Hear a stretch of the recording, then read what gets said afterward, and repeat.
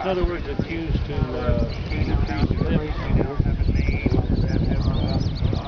they use it to slow the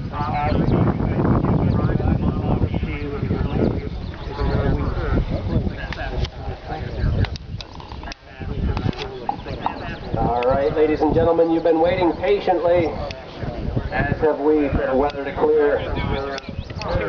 The flight crew is now ready to fly. It looks like they're going to take out our original 1918 standard J-1.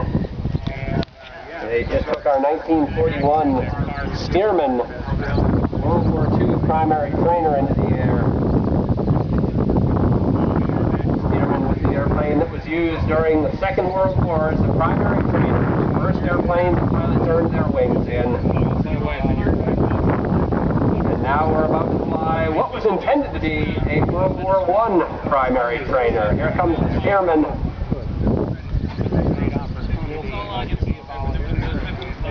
A beautiful, gentle landing there. That was a World War II trainer. This is World War I. However, I did say it was intended as a World War I primary trainer. During the First World War, the primary trainer of prominence was the Curtiss JN-4, better known as the Jenny. You can see an original Jenny inside the museum's aircraft restoration workshop, I believe, is where it's housed today. It could be inside this plane is started by hand. The museum. They move them around so frequently I can't keep track of them. Unless I've seen them, I can't tell you where they put them. Somewhere inside one of the museum's buildings, we do have a Jenny. The Curtiss Aircraft Company could not keep up with the military's demand for Jennies. Specifically, they couldn't make engines fast enough. They could build the airframes they needed, but they just couldn't get the engines produced. So the government sought an alternate to the Jenny. And they put the contract out to bid, and the winner was the Standard Aircraft Company. And Standard produced an airplane that was essentially what you see here. It was outfitted with a different power plant. It originally had a four-cylinder, 90-horse all-Scott engine. All-Scott was a manufacturer of marine engines primarily. And after a run of approximately 1,700 of these aircraft were produced, the military got wind of a fatal flaw, and that flaw was in the engine. Those all-Scotts were very rough-running engines. They tended to crack cooling lines and fuel lines. So what you ended up with was an overheated airplane engine that was spilling fuel. And the airplanes tended to catch fire. Now, I believe they had only uncrated, assembled, and tested about a half dozen units when they discovered this. How 1,700 were made before this discovery was made, I'm not quite sure. You can insert your own governmental joke right there, ladies and gentlemen. But the government caught wind of this problem and they shelved the entire run of the airplanes. They did not see service during the First World War. However, after the end of the war, these engines, these airplanes became available as surplus, and the more reliable Curtiss OX-5 engines and the even more powerful 150 horsepower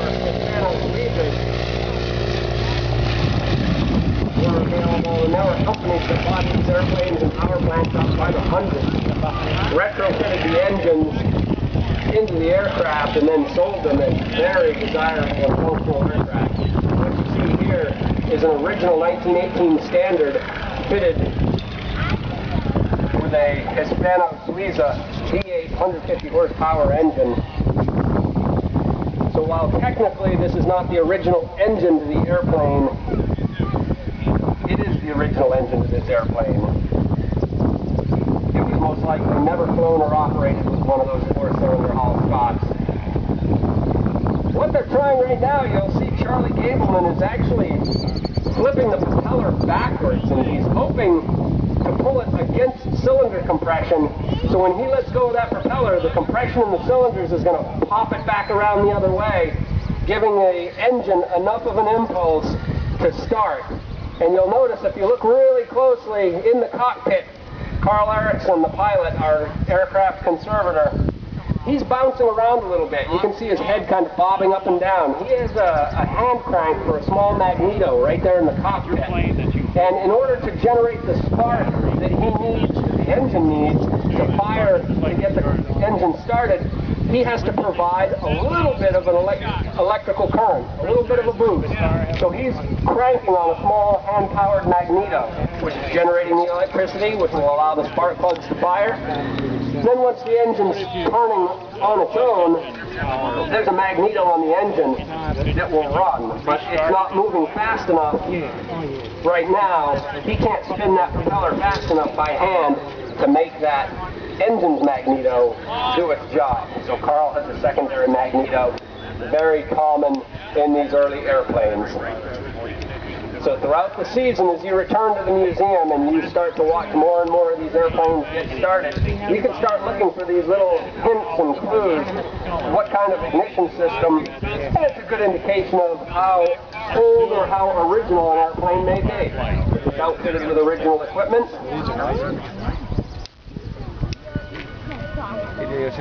And he gave it a couple of tries to get it started, so what he's got to do now is probably prime the engine again. No, he's looking for a good compression point. Compression, of course, is one of the key elements to starting any internal combustion engine.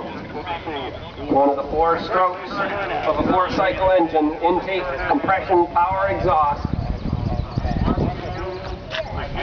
He stands a much better chance of starting this engine up if he has a point of good compression. And as he spins this propeller around, that's essentially the same as hand cranking an old car, kick starting a motorcycle, or pull starting your lawnmower. You're just whipping that engine, turning it over, pistons are moving up and down in the cylinders, the parts of the engine are turning, and the guy, when they finally get it fuel is started, being put into the cylinders. And as I talked about before, with that little hand magneto, Carl's helping to provide the spark.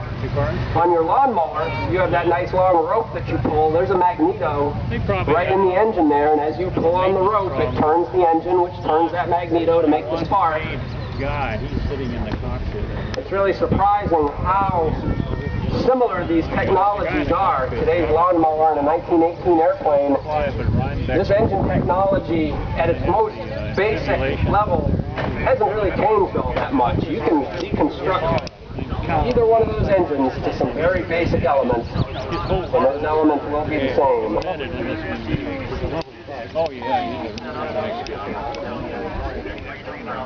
Now these guys are known for being tremendously stubborn, and we're going to find out which is more stubborn, them or the engine right now. So they may need to reprime the engine. While we're sitting on the ground, we'll take a moment. If you look really closely, you'll notice in the upper wing, right in the middle, there's a little bulge down below the wing. That's a fuel tank. The main fuel tank for this airplane, however, is down in the fuselage. But because of the placement of the carburetor, which is right in the V of the V8 engine, right at the top of the engine, we can't rely on that fuselage tank because there's no way to gravity feed that carburetor. So the pilot, before he even tries to start this airplane, he has to use a hand pump located in the cockpit, and he'll pump some fuel up from that tank in the fuselage up into the day tank, if you will. And that, you can see the silver hoses, the silver tubes going up to that upper tank. The pilot will transfer some fuel into the upper tank, which will allow it to gravity feed the carburetor to get the engine started. And then once the airplane's running, the propeller's turning, you can't see the second propeller located on the other side of the fuselage. The propeller's is only about a foot in diameter.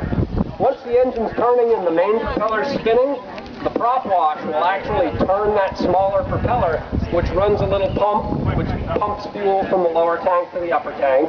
So once the pilot has gotten the engine started, he doesn't need to continue pumping fuel. There's an onboard pump that does the job. So it actually has two gas tanks. Yeah.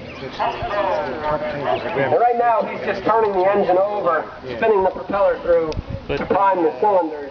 The tank to get some fuel into those cylinders to get it started. Initially, before. Yeah. And once it started, there's on the other side of that fuselage, a wind-driven pump.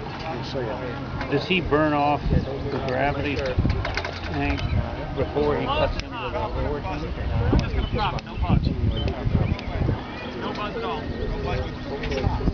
So it would pump up as you're using fuels in the upper tank. Yeah, it's pumped into the upper tank and then it flows down. oh, she's stubborn. Gravity flows in the engine.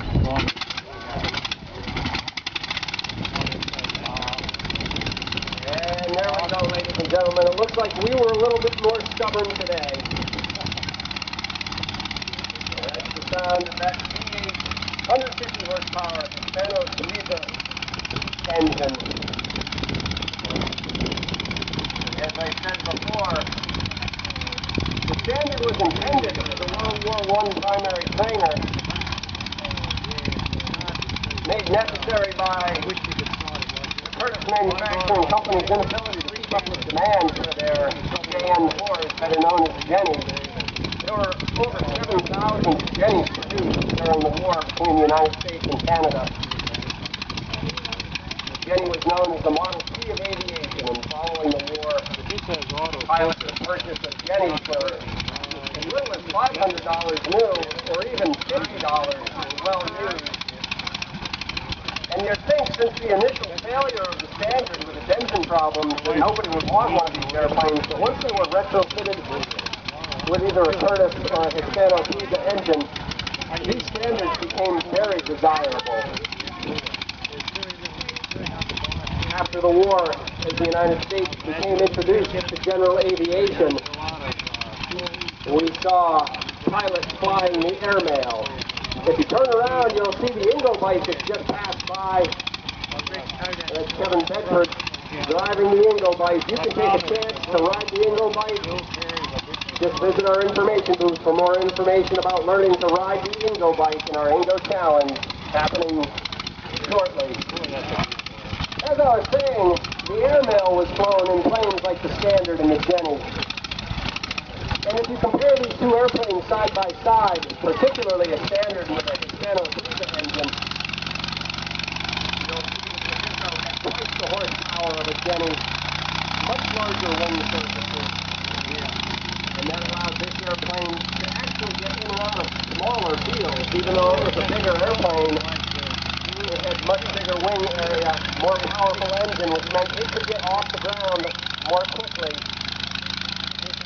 than its rival, the Jenny. Which meant that a pilot of a Standard had access to more fields than that of a Jenny. Which meant he could perhaps do more business, if not flying the mail, than acting as a barnstormer. No runway. Traveling from town to town, field to field, selling rides, anywhere from $5 to $20, depending on what the market would bear, which is a significant amount of money immediately following the First World War. If you could get in and out of more fields, you had access to more customers, which meant you could earn more money.